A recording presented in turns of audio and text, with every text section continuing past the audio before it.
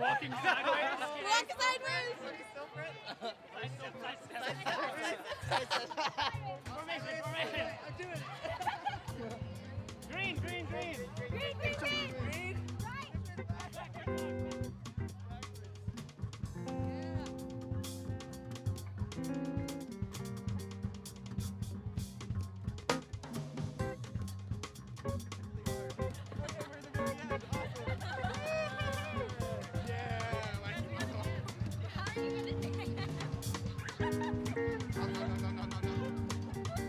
No.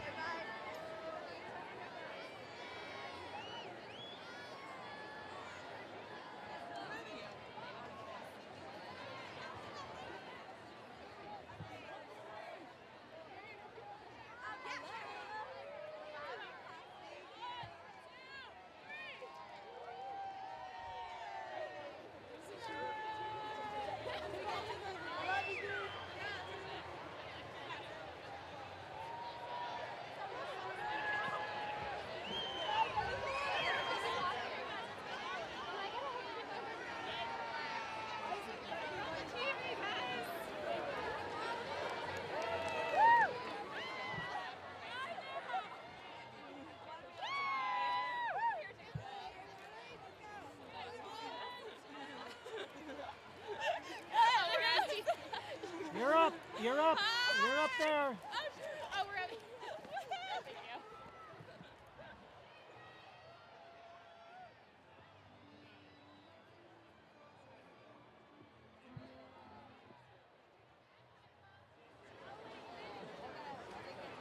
Yeah, I'm calling my brother. Where? Hawaiian flag? Oh, yeah.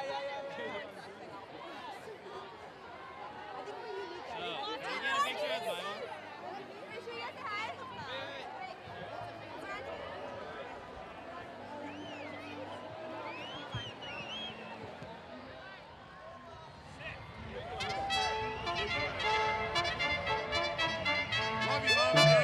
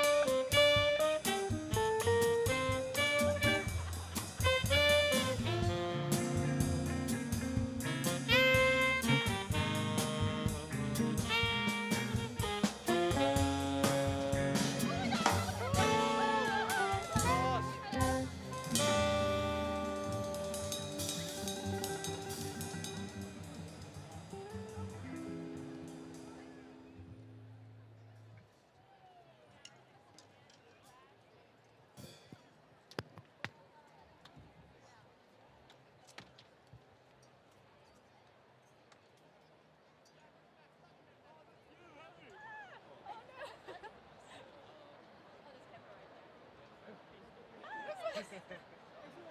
I don't think that would be it.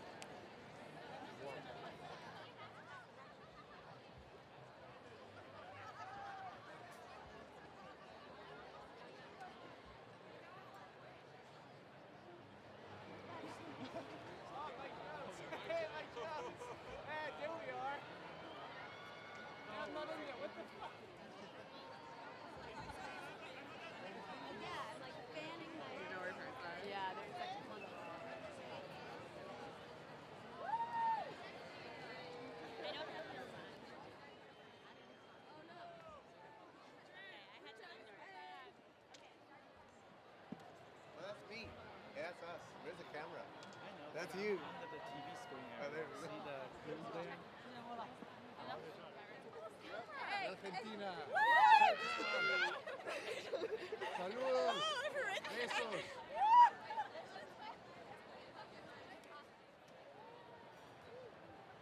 Un bikini.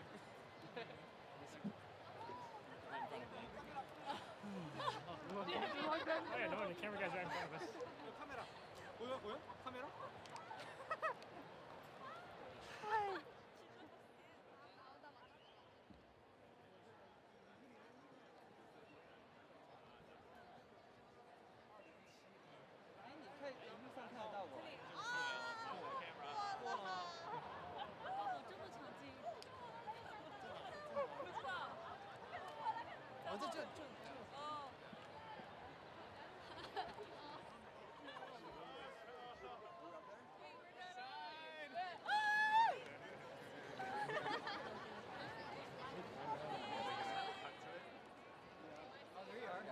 Abby's on the big screen.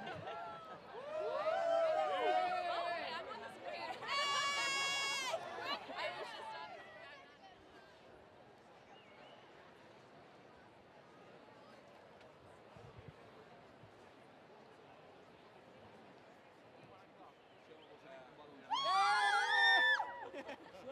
I was just on the screen. We're still in the camera. Hey, I'm on stage. Hey man, show us. Wait. Go again. Over first year.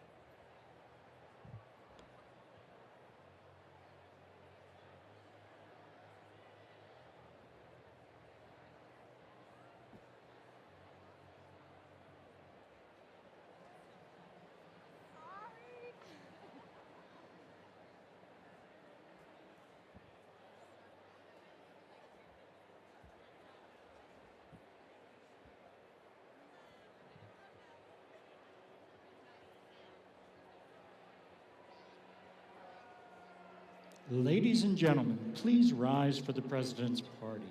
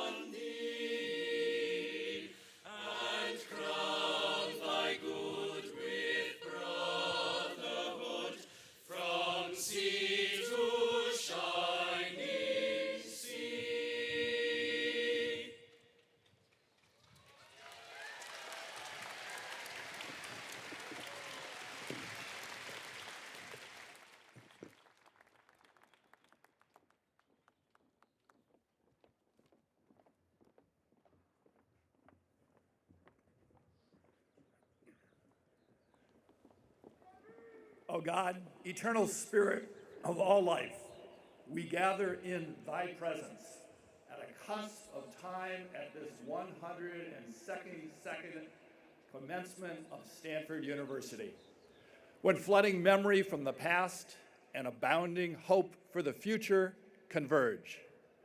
We give thanks, O God, for the relationships which have sustained us in reaching this day, for our families and those we love, our friends and colleagues, our teachers and those we've taught. Yet seldom do we see as clearly as today that all relationships keep changing. May we understand that validity of relationship need not be stated only in terms of duration and continuity. It lies as much in appreciating each moment with others fully and respectfully as it unfolds.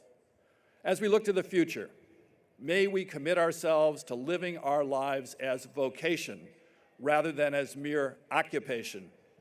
For in a poet's words, by only getting and spending, we lay waste our powers. Instead, may we make our lives, even in details, worthy of the contemplation of our most elevated and critical hours. And finally, we give thanks for past opportunities we have had here at Stanford to think, speak, and act so as to make this world a better place for all to live. In the future, may a generous love for humanity and for life itself prevent us from ever resting until respect for this planet becomes ingrained in all, and until true dignity, justice, and peace are established throughout the earth. Amen.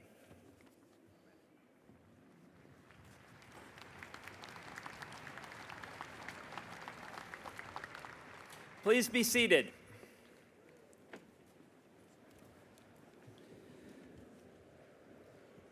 Graduating students, faculty, colleagues. Oh yes, graduating students.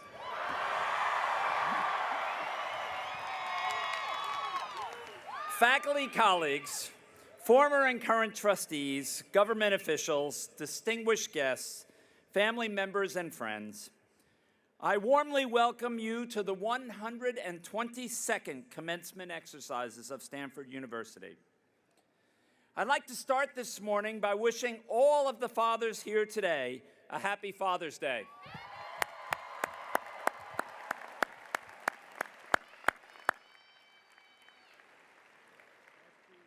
A special welcome to the graduate students from our various schools and to the marvelous class of 13.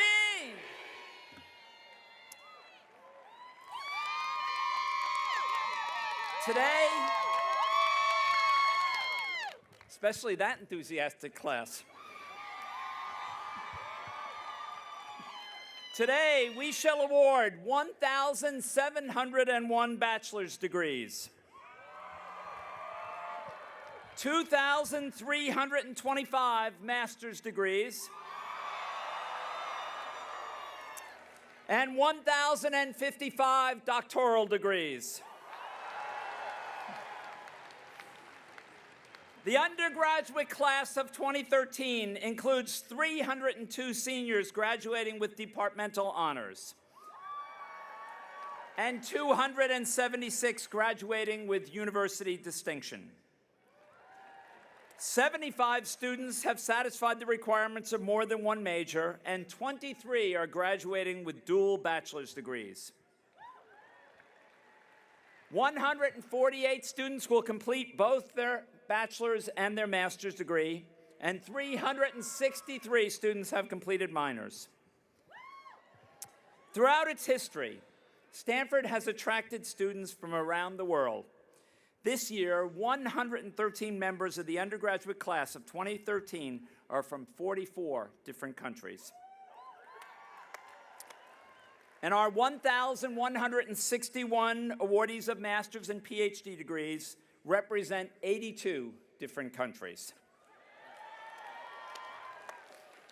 Now, you may notice that I started out this morning with a lot of statistics.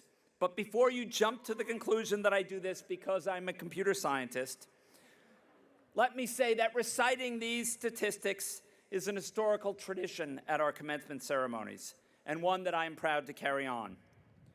Universities, of course, are prized for their traditions and are often the primary home for discussions and debates about the ancient and timeless questions facing humanity. At the same time, universities must look forward. They must be bold as they contemplate the future and their opportunities. The balancing of old and new, the innovative and the traditional, is a challenge that universities have faced for hundreds of years. And it has been a theme in the speeches of many of my predecessors. Our first president, David Starr Jordan, in his inaugural address in 1891, reflected on this balance when he said, "It is for us, as teachers and students in the university's first year, to lay the foundations of a school that may last as long as human civilization. It is hallowed by no traditions, it is hampered by none, its fingerposts all point forward." Today, 122 years later, we have established some traditions, but we have not forgotten President Jordan's exhortation. We remain mindful of the need to reinvent and move forward. As you leave Stanford, I hope that you carry a deep appreciation of the values and traditions that are everlasting, as well as a willingness to be bold and to approach challenges with fresh perspective. It is with the recognition that traditions remain vibrant when they are enthusiastically embraced by succeeding generations that I now invoke a very special Stanford commencement tradition. Graduating students, in the stands are many of those who have made your Stanford years possible. Parents and grandparents, spouses and children, siblings, aunts, uncles, mentors, and friends. Whoever played a role in helping you to get to Stanford or in supporting and encouraging you once you were here. I invite you to please stand, turn to the stands, and say thank you.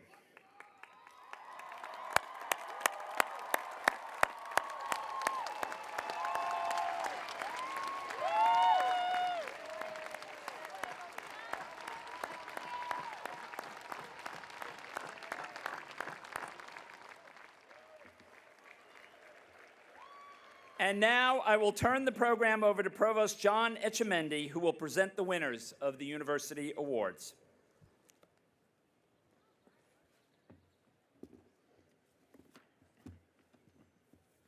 It is my pleasure and privilege to present the Walter J. Gores Awards for Excellence in Teaching.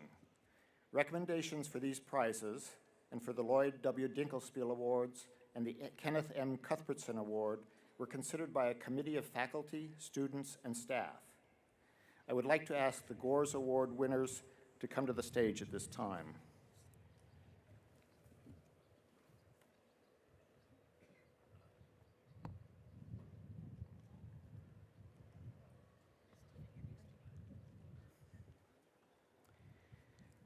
The Gores Awards were established by a bequest from Walter J. Gores, a Stanford alumnus of the class of 1917. Gores was a dedicated teacher who strove for excellence during his 30 years as a distinguished professor at the University of Michigan. The Gores Awards recognize excellent teaching at the undergraduate and graduate level, as defined in its broadest sense to include lecturing, discussions, tutoring, advising, and course development. Teaching is a complex art, as well as an essential cornerstone of university life. I will call each recipient forward to receive his or her award, and I ask that you hold your applause until I have announced all of this year's award winners. The recipients of the 2013 Walter J. Gores Awards for Excellence in Teaching are Lynn M. Hildeman, Professor of Civil and Environmental Engineering; Stephen Hong Son, Assistant Professor of English; Karen Fossum-LaRocque, PhD candidate in psychology; Andrew Isaacson, PhD candidate in sociology. On behalf of the university, I congratulate each of you for this recognition of excellence in your teaching.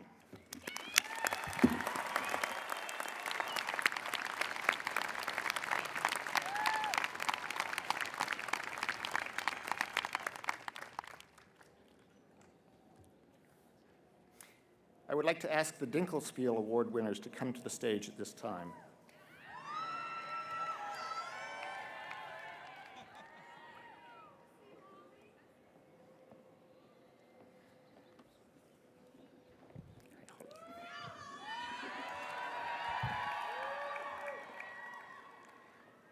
Lloyd Dinkelspiel's service to Stanford included the presidency of the Board of Trustees in the 1950s and was characterized by an enduring concern for the quality of undergraduate education at this university. Shortly after he died in 1959, a memorial fund was established to endow the Lloyd W. Dinkelspiel Awards for distinctive contributions to undergraduate education. I will call each recipient forward to receive his or her award, and I ask that you hold your applause until I've announced all of this year's winners. The recipients of the 2013 Lloyd W. Dinkelspiel Awards for distinctive contributions to undergraduate education are Russell A. Berman, Walter A. Haas Professor in the Humanities, Professor of Comparative Literature and German Studies, and Senior Fellow at the Hoover Institution; Megan Sweezy Fogarty, Director of Fellowships and Postgraduate Public Service at the Haas Center for Public Service; Holly Elizabeth Fetter, Senior in Comparative Studies in Race and Ethnicity and co-terminal MA candidate in Sociology. On behalf of the university, I congratulate each of you for this significant recognition of your contributions to undergraduate education.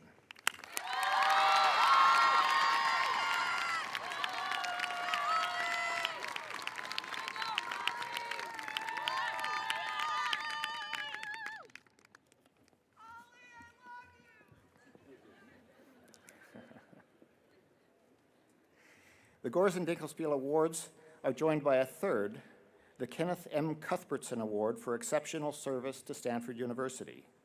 I would like to ask the Cuthbertson Award winner to come forward at this time.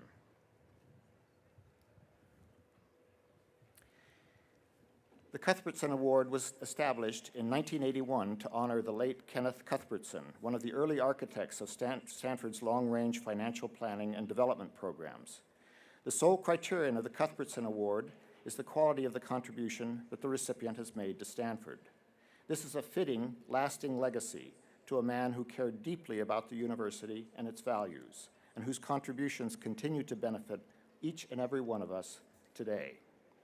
The recipient of the 2013 Kenneth M. Cuthbertson Award for Exceptional Contributions to Stanford University is Larry N. Horton, Senior Associate Vice President for Community Government and Community Relations. Larry is retiring after 43 years at the university. Congratulations, Larry.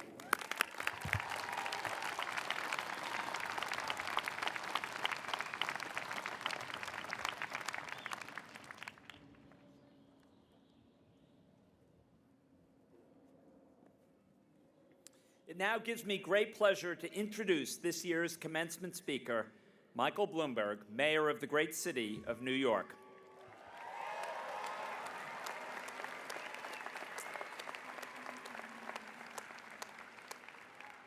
Stanford is known for its bold entrepreneurial spirit.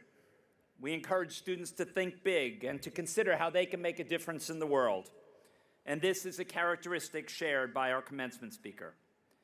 Businessman, entrepreneur, mayor, and philanthropist, Michael Bloomberg thinks big, and he has an extraordinary range of accomplishments.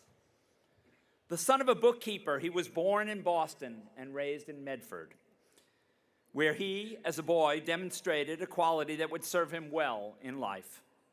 His mother called it stick-to-itness.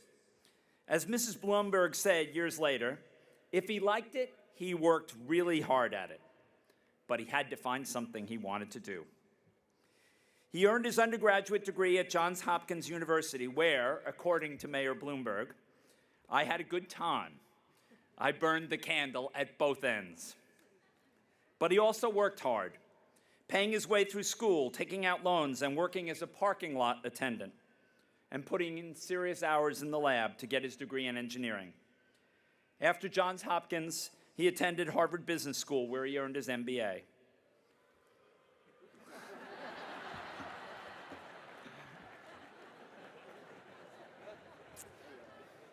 He told me earlier he simply didn't know about Stanford.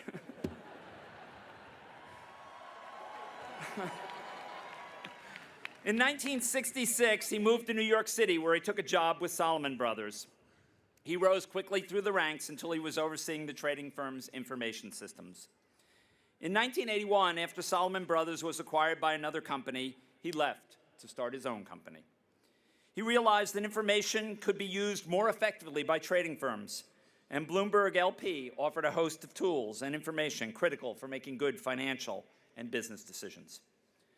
Today, with more than 13,000 employees and more than 300,000 subscribers, the company is recognized worldwide as both the pioneer and the leader in financial news and information. As a young boy, Mike Bloomberg learned the importance of public service and giving back from his parents.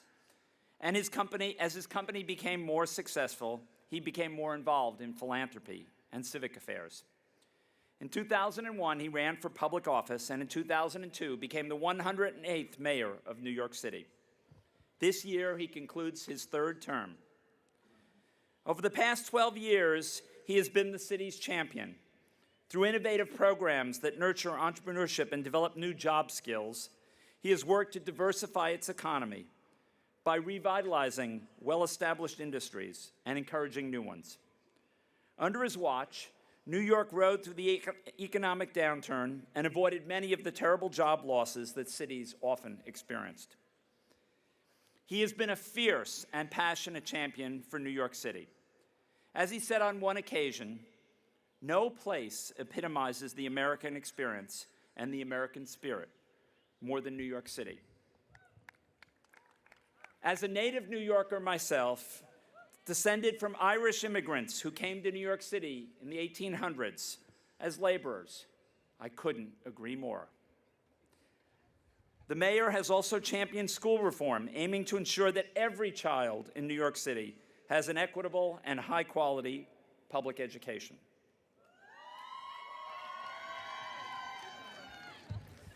One of the things I most admire about Mayor Bloomberg is his willingness to take a stand, especially on issues that may seem divisive. As he said, Every one of my positions cuts our country right in half. I'm pro-choice. I'm pro-gay rights. I'm pro-immigration. I'm against guns. And I believe in Darwin.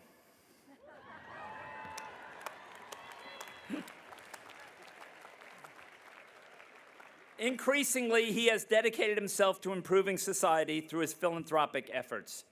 In 2001, the Chronicle of Philanthropy placed him in the top 5 of its list of 50 most generous philanthropists in the country. And he has supported a wide variety of causes, including arts, education, the environment, government innovation, and public health. Throughout his life and career, Michael Bloomberg has demonstrated a willingness to think differently. He has tackled difficult issues and searched for innovative ways to address them. This is very much in the Stanford spirit, and we're pleased to have him here today. Please join me in warmly welcoming this year's commencement speaker, Michael Bloomberg.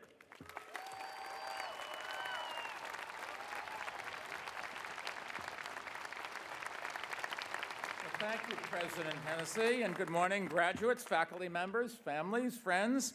It really is an honor to be here at Stanford's 122nd Commencement. But really, I came to try to get Stephan Taylor's autograph. Now, I don't think there's any question that the class of 2013, as Dean Julie used to say, is the greatest class in the history of Stanford. Of course, you should know she said that about every other class. Let me start by offering my congratulations to a very special group, all the parents who helped get you here to this moment, and a happy Father's Day to all the dads who are bursting with pride right now and hoping you're not moving back into your old bedroom.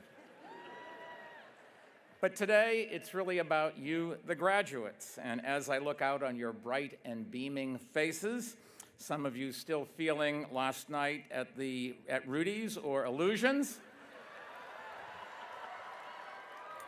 Some of you dressed like Harry Potter or the Wizard of Oz.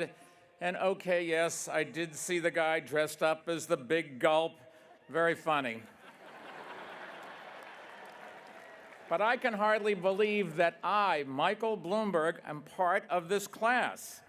And for me to have gotten to this day without having to take IHUM like you undergraduates, and without having done a beer column at Old Pro, I really feel very lucky. To be honest, I'm also a little jealous. Look at the amazing place you've gotten to enjoy while you received a first-rate education.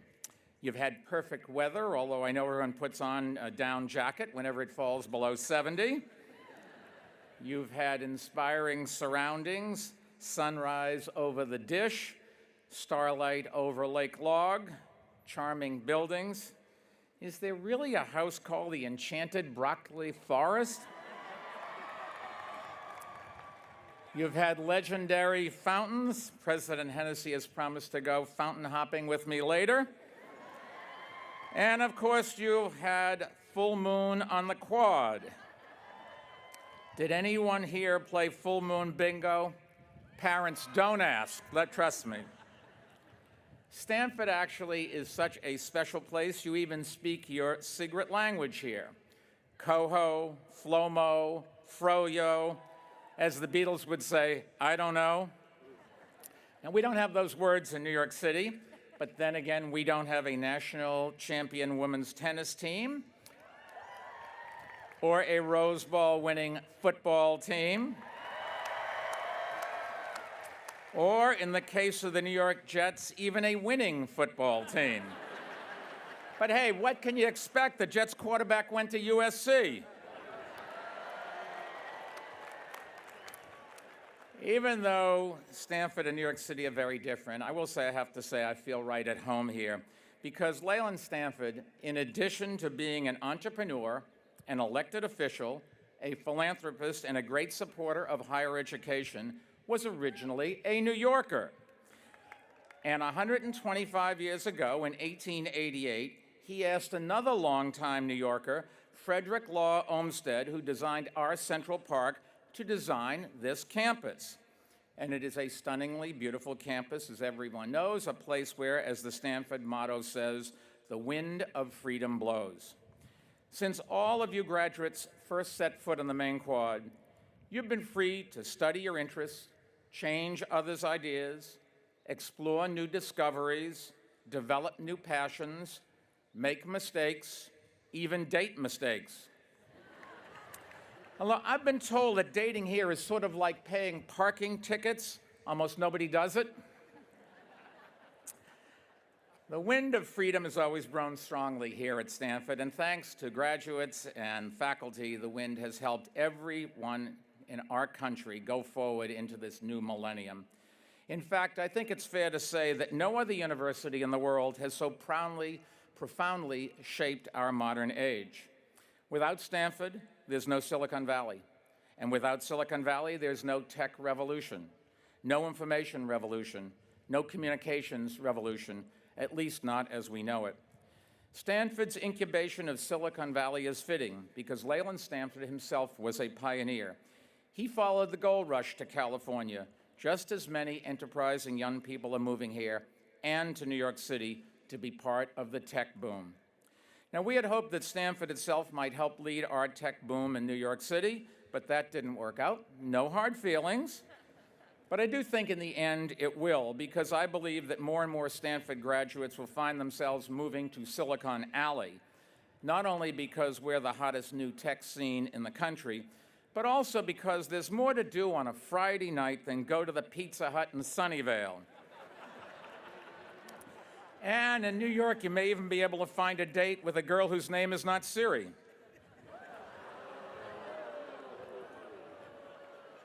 Stanford graduates thrive in New York City because both places thrive on innovation and entrepreneurship. If companies founded by Stanford alumni were to form an independent nation, it would be the 10th largest economy in the world. And apparently, every single person here has a great idea for a new startup. I've been here for 2 days, and so far 27 students, 14 professors, and the checkout guy at Axon Palm have approached me about VC funding. But I'm not surprised, because Stanford is more than a world-class university. It's part of a community that attracts people who are trying to discover and shape the future. And all of you have been part of that community, whether you studied physics or philosophy or film. And today, as you set off on a new journey, you will carry the spirit of this community with you. And as you leave this campus behind, you leave with the wind of freedom at your back and a world of possibilities at your feet. That, graduates, is the essence of the American dream. To feel that wind of freedom, to know that world of possibility. It's the dream that brought my ancestors here, and yours. It's a dream that millions of Americans have fought and died to protect. And it's the dream of billions of people around the world that they carry in their hearts. And today I'd like to spend just a few minutes talking about that dream and what I hope you graduates will do with it. At its most basic level, the American dream is simply the idea that anyone from any background, of any means, can achieve anything through ability and hard work. It is a dream about an opportunity, not an outcome. Those who think they are owed something just because of who they are, or who their parents are, or because of their gender, their orientation, their ethnicity, or religion are badly mistaken. And so are those who think the American dream is about getting rich quick or getting their tech startup for billions of dollars. Most people who dream of dollar signs never quite get rich enough, while those who do what they love often find more riches than they ever had imagined possible. That has been certainly true in my case. I was an electrical engineering major in college who somehow ended up working in finance. I started as a clerk on Wall Street, working my way up to partner, and loved every minute of it, right until the day I was fired. But seriously, getting fired was one of the best things that ever happened to me. I had tried to convince the firm that developing new technology to deliver financial information system faster and more effectively was in our interest. But companies, governments, unions, and schools, you'll find, tend not to like disruption to their business models. And that's exactly why new technology is so important. Technological disruption drives innovation. And the more disruption there is, the better markets perform, and the harder it is for monopolies to survive. The idea that you can find ways to do something better, faster, and cheaper has driven American innovation for centuries. And the freedom to pursue those innovations is part of the American dream. When I was fired, I did what many young people are doing right now in Silicon Valley and New York City. I started my own technology company. That was back in 1981, at the dawn of the computer age. And I can assure you that back then, no one called us a startup or a tech company. They just called me crazy. And I will admit, there may be nothing more frightening than starting a company based on an untested technology, with the possible exception of becoming a parent, or maybe riding your bike around the circle of death, I don't know. But I had a dream that I believed in, and thankfully I had the courage to follow it. There will be many times in your life when you have to decide whether to play it safe or follow a dream. Most people play it safe because it's easier, and the older you get, the easier it becomes. But if you won't risk failure, you won't fulfill your potential. And the opportunity to fulfill your potential lies at the heart of the American dream. You've got that opportunity. It's the most valuable thing you'll own in your life. My advice to you is don't waste it. Don't let complacency eat away at it, and don't walk away from the things that don't go your way. If you don't encounter setbacks in your career, if you don't have doubts and disappointments, let me tell you, you're not dreaming big enough. It's like saying you never fall when you ski. Get over it. Go try a double black diamond and stop with the baby slopes. Now, for those of you who don't know what dream you want to pursue, don't worry, you will. And for those of you who think that you've got it all figured out, let me tell you, you don't and you can't. If somebody had told me on my college graduation day that I would end up working on Wall Street, starting a computer company, becoming mayor of New York, and a philanthropist, I would never have believed it. And I can assure you that my professors wouldn't have believed it. For the record, I was always the kind of student who made the top half of the class possible. So don't worry about the future too much. Whatever you find yourself doing next, work harder at it, work harder than everyone else. And if you do, you'll find opportunities you didn't know existed. In my life, I've always given the toughest job to the busiest person on my staff because they've earned the right to do it. The reward for great work is more work, but that's where the opportunities to grow and to succeed are. And if you love what you do, you'll want to be the first one in the office in the morning and the last one out at night, even if you're working for yourself. A friend of mine the other day told me a story about his son, a college graduate who'd moved back home after graduation and is starting a tech company in their house. Every morning he wakes up, showers, and puts on a suit and tie because he says he wants to start his day with the mindset of, I'm going to succeed. And the fact of the matter is that's just harder to do when you're in your pajamas trying to pat down your bedhead.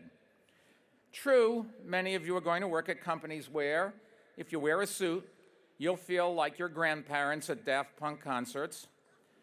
But just wait until your second or third job. Hello, Brooks Brothers. Regardless of whether you wear a suit or a shirt or a hoodie, roll up your sleeves every day and get down to work. Work hard, take risks, follow your passion, embrace innovation. The secret of success isn't much of a secret. It's just that many people look for an easier way, a shortcut to be found, because they mistakenly think of the American dream as a destination to be reached. Let me tell you, the American dream has no shortcuts and no endpoint. It is the freedom you have to chart your own journey and through hard work to find professional success and personal fulfillment. It is up to you to embrace that opportunity for yourself and to extend that opportunity to others who, right now, are being denied it. Now, some of you may know about this firsthand. About 30% of you graduates here are on student visas. If those in Washington had any sense at all, they would be begging you to stay here in the United States. But instead, our immigration laws may force some of you to leave in the months and years ahead. Just think about what that means. We invite foreign students to study here. We subsidize the universities they attend with research funding and other aid. And then after those students have mastered the material, we tell them to go elsewhere and work for one of our competitors. It is the most backward economic policy you could possibly come up with, and I've called it national suicide, because we are destroying our future by turning our backs on history, and we've just got to stop it.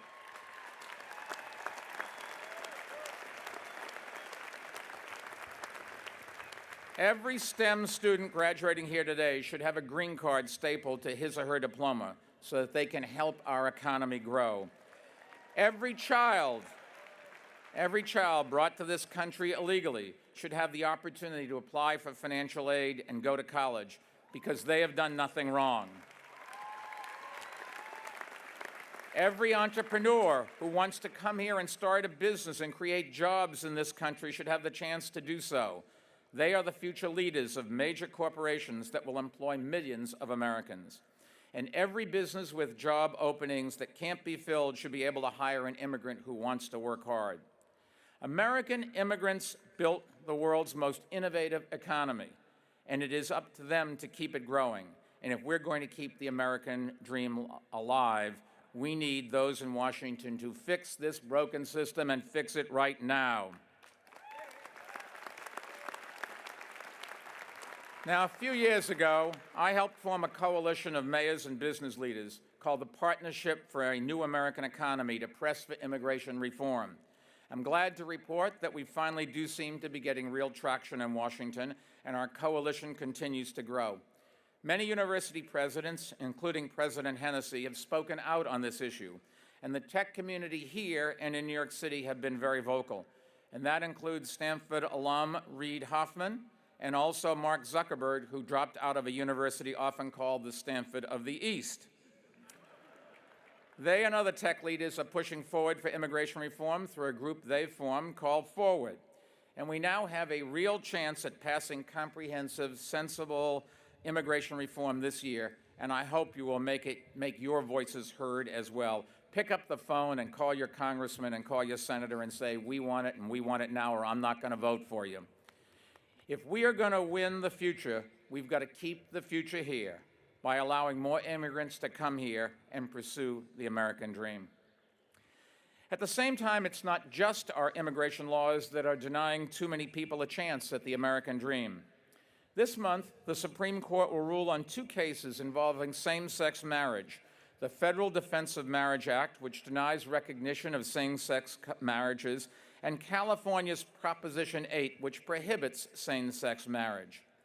In the whole history of the United States, no law limiting the rights of a particular class of people has ever stood the test of time, and neither will these.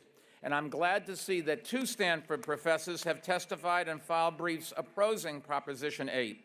Two professors at the law school, Pamela Karlan and Jeffrey Fisher, are the lead attorneys in the Defense of Marriage Act case. And I'm happy to say they are representing a woman named Edith Windsor, who is a New York City resident. And that's only fitting because our city was the birthplace of the gay rights movement, and I'm proud to say that New York State has passed marriage equality back in 2011. Now, no matter how the Supreme Court rules in these two cases, there is no doubt in my mind that both laws will soon be history. It is not a question of if, only a question of when. The advance of American freedom and equality can be slowed, but it can never be stopped. Every generation of Americans has expanded the rights of full citizenship to an ever-widening circle of people, and I have every confidence that your generation will do the same. Marriage equality is the civil rights issue of our time, and I believe that it will become the law of the land in all 50 states. If not in my lifetime, then certainly in yours. Stanford has a strong connection to the civil rights movement, including the Martin Luther King Research and Education Institute. And this year marks the 50th anniversary of two of Dr. King's most important works. In June 1963, his Letter from a Birmingham Jail was first published in various outlets after the New York Times declined to run it. Remember that the next time you don't get your letter to the editor published. Later that summer, on the Washington Mall, Dr. King delivered what may be the most inspiring speech the world has ever heard. In both, he reminded us that the American dream is not only an individual ambition that lies within all of us, it is a national aspiration that calls us to honor our nation's highest ideals. Those two elements of the American dream have been present since our conception. We are a country founded on truths that were self-evident, but not self-fulfilling, that all men are created equal, endowed by their Creator with certain unalienable rights, among those life, liberty, and the pursuit of happiness. All of American history can be understood as the struggle to live up to those ideals. Today, that struggle continues, and it's now your turn to lead it. When Dr. King visited Stanford in 1964, he told students here, quote, "Human progress never merely rolls in on the wheels of inevitability. There's always a right time to do it, and that time is now," unquote. That time is now, graduates. So tonight, one last beer at Illusions, and tomorrow, with the wind of freedom at your back, go out and pursue your American dream and help make it a reality for others. Congratulations and best of luck.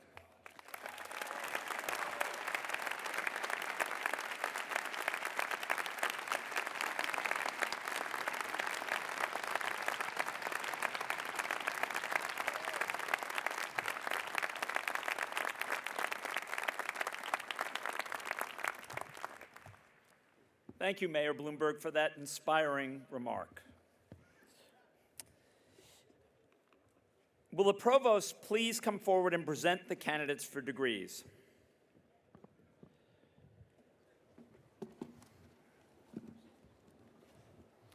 So let's get down to business.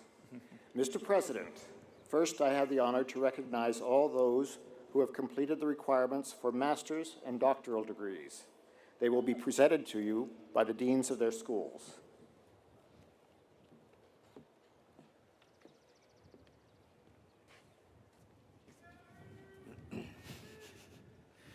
Will the candidates from the School of Engineering please stand?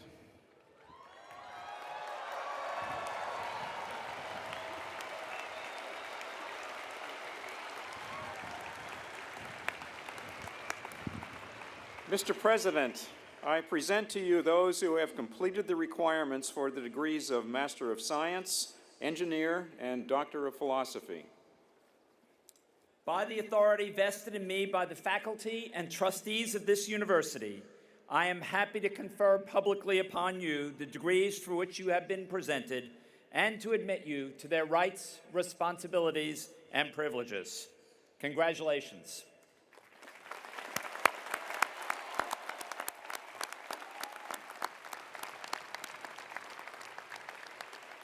Will the graduates from the School of Engineering please be seated?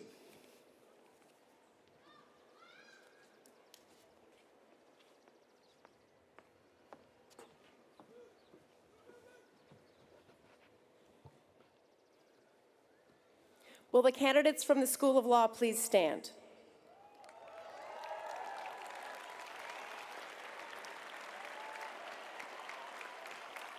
Mr. President, I present to you those who have completed the requirements for the degrees of Doctor of Jurisprudence, Master of the Science of Laws, Doctor of the Science of Law, and Master of Laws.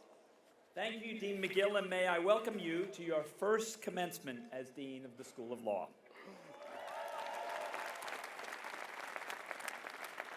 By the authority vested in me by the faculty and trustees of this university, I am happy to confer publicly upon you the degrees for which you have been presented, and to admit you to their rights, responsibilities, and privileges. Congratulations.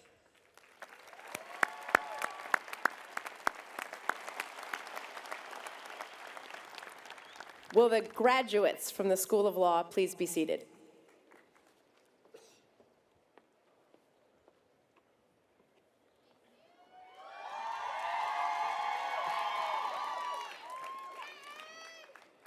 Will the candidates from the Graduate School of Education please stand?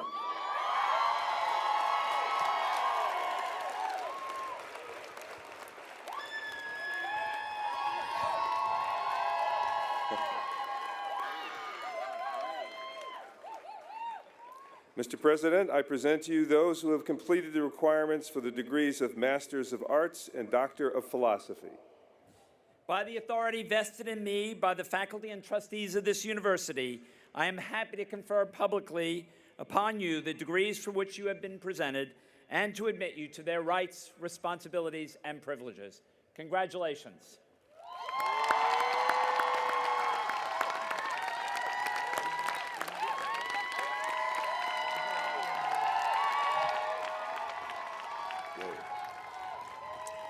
Will the graduates from the Graduate School of Education please be seated?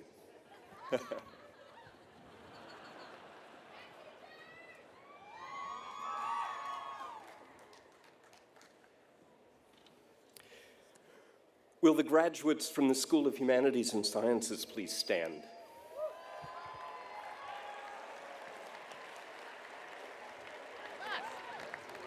Mr. President, I present to you those who have completed the requirements for the degrees of Master of Arts, Master of Liberal Arts, Master of Science, Master of Fine Arts, Doctor of Musical Arts, and Doctor of Philosophy.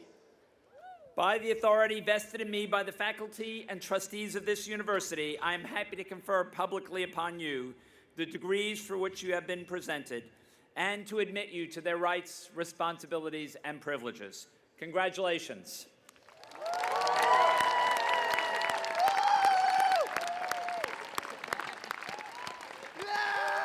Will the graduates from the School of Humanities and Sciences please be seated?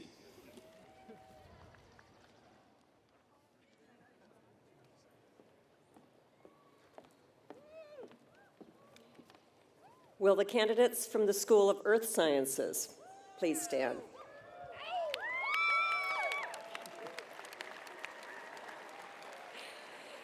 Mr. President, I present to you those who have completed the requirements for the degrees of Master of Science, Engineer, and Doctor of Philosophy. By the authority vested in me by the faculty and trustees of this university, I am happy to confer publicly upon you the degrees for which you have been presented and to admit you to their rights, responsibilities, and privileges. Congratulations.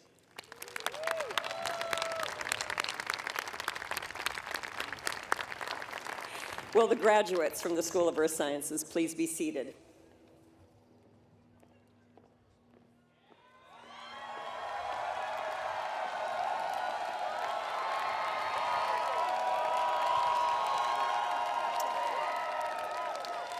Will the candidates from the Graduate School of Business please stand?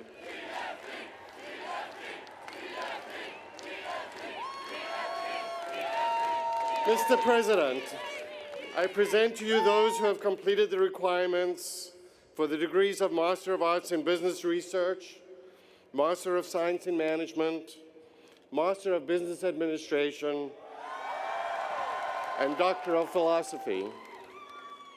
By the authority vested in me by the faculty and trustees of this university, I am happy to confer publicly upon you the degrees for which you have been presented and to admit you to their rights, responsibilities, and privileges. Congratulations.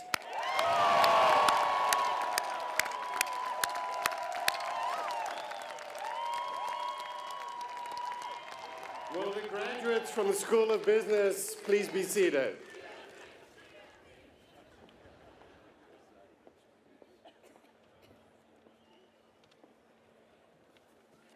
Will the graduates from the School of Medicine please stand?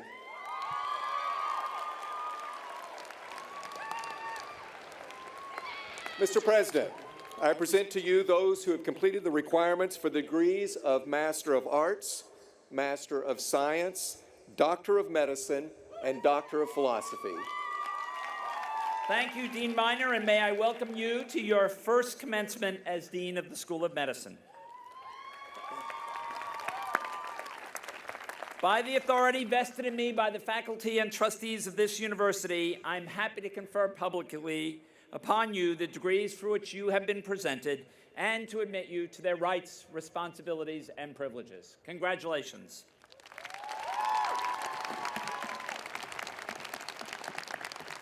Will the graduates from the School of Medicine please be seated?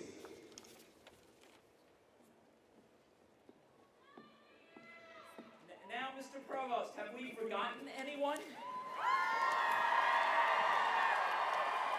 I think we're done. Oh, no, wait. Now, Mr. President, I have the honor to recognize all those who have completed the requirements for undergraduate degrees. Will the recipients of the degrees of Bachelor of Arts, Bachelor of Science, and Bachelor of Arts and Sciences please stand?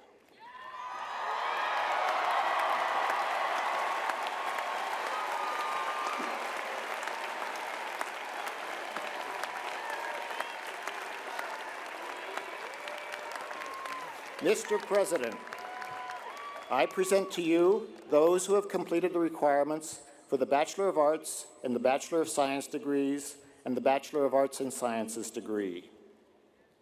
By the authority vested in me by the faculty and trustees of this university, I am happy to confer publicly upon each of you the bachelor degree and admit you to its rights, responsibilities, and privileges. Congratulations, 13.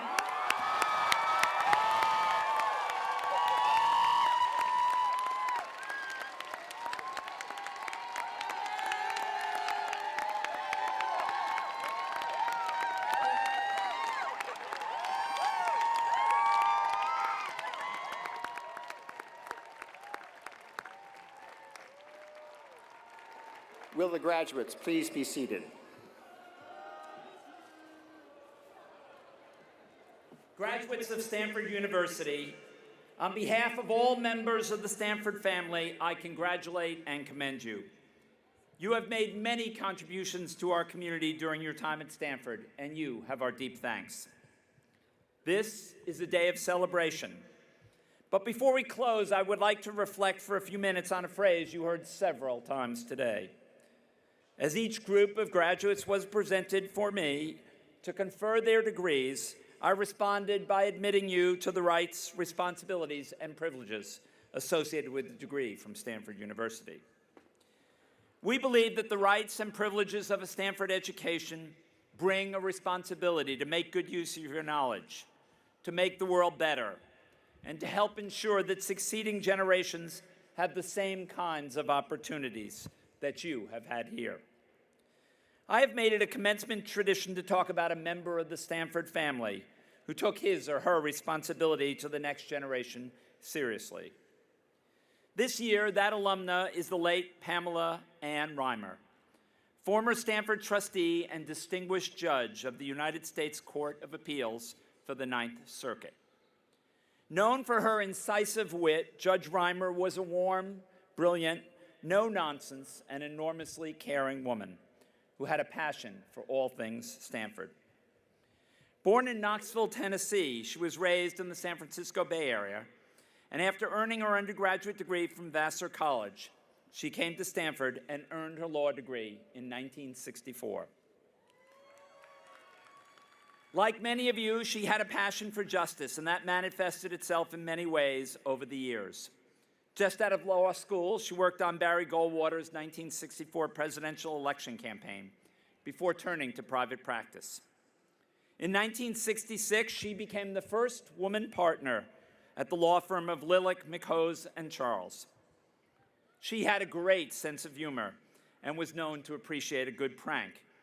And it was there she pulled the stunt for which she is best known. She presented one of the senior partners with a live frog. And for the rest of her life, that amphibian became her unlikely icon. If you knew nothing else about Pam, you knew about her frogs. She had frogs everywhere: ceramic frogs, stuffed frogs, glass frogs, frog jewelry. The frog collection lived up in her chambers years later when she was appointed a judge of the U.S. District Court for the Central District of California by President Ronald Reagan. 6 years later, George H.W. Bush named her to the Ninth Circuit Court of Appeals. As a jurist, she was widely praised for her carefully reasoned opinions and her great productivity. Judge Alex Kozinski said, "Her passion for the law and dedication to the work of the court was inspiring." In her 22 years on the appellate court, Judge Reimer sat on more than 800 panels and wrote 335 opinions. But it was to her alma mater that she was most loyal, and Stanford benefited from her leadership and wisdom in a host of ways. From 1991 to 2001, she was a member of the university's Board of Trustees, where she served as vice president of the board and helped lead the Presidential Search Committee. She was always involved and had a great passion for Stanford athletics. She focused on it and served as the chair of the Committee of Athletics.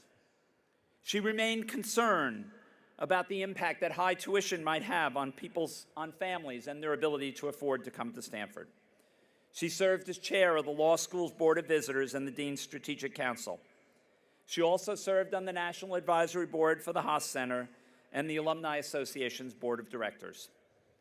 But it was Stanford sports that remained a great love. She followed all the teams and attended as many games as she could. I remember her telling me that she didn't like to fly, but she would happily get in her car, put on some great music, and drive the 6 hours from Los Angeles to attend a Stanford football game in this very stadium. She made it a goal to come to the year-end athletic banquets, and when the football team went to the Rose Bowl in 1999, she hosted a party in her chambers in Pasadena, where I understand there were frog tiles in the bathroom. Condoleezza Rice, who was provost for much of Judge Reimer's tenure as a trustee and became a good friend, described her in this way. Pam Reimer was through and through a Stanford person, irreverent but deadly serious about the educational enterprise, determined that we were going to do the best by our students. When Pam Reimer was presented with the Stanford Medal in 2010 for exemplary service to the university, she said, "One of our greatest callings is to give back to a place such as Stanford that has given so much to us. We all have something different to offer, but whatever we can do, it will help Stanford give even more to others." Just as Mayor Bloomberg has given back to New York City through his service as mayor and to others through his philanthropy, Pam Reimer, through her career as a jurist and her decades of volunteer service, worked to make a difference in the world and help this university give even more to others. Through her commitment and her caring, she exemplified the Stanford spirit. Today, I hope that you leave this campus with a strong reservoir of that same Stanford spirit, a reservoir that will grow over the years. And I hope this spirit inspires you, just as it did Pam Reimer, to make your own contributions to the world and to come back often to this special place where the Stanford spirit was born in you. Thank you and congratulations.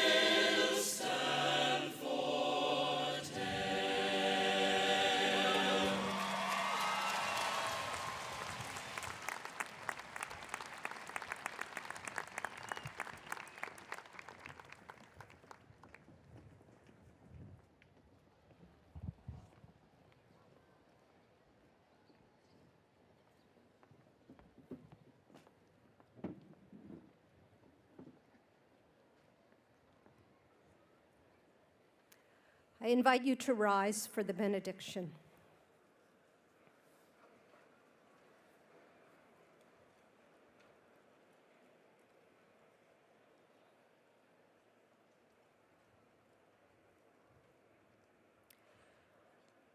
The ubiquitous machines of construction have stilled.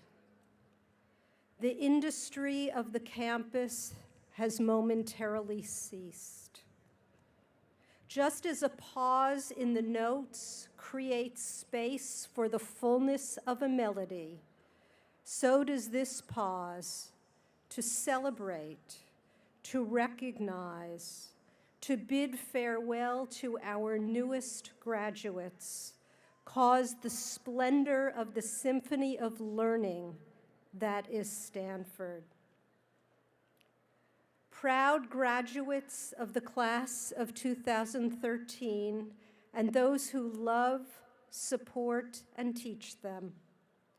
On this day of triumph and tenderness, on this day of wistfulness and wisdom, let us honor those alive with curiosity.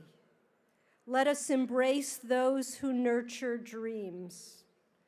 Let us speak words of gratitude to those who learn and teach. Take this Stanford birthright, wherever your feet may lead you, and bring it forth. In a world crying out for wisdom, in a world crying out for justice, in a world crying out for peace, may you plant intelligence and innovation, promise and purpose, hope and healing, kindness and comfort. Not just to do well, but to do good. Not just to serve yourself, but to strengthen our citizenry. Adonai yishmor tzetecha uvoecha me'ata v'ad olam. May the wellspring of blessings protect you as you go forth and when you return, now and forever. Amen.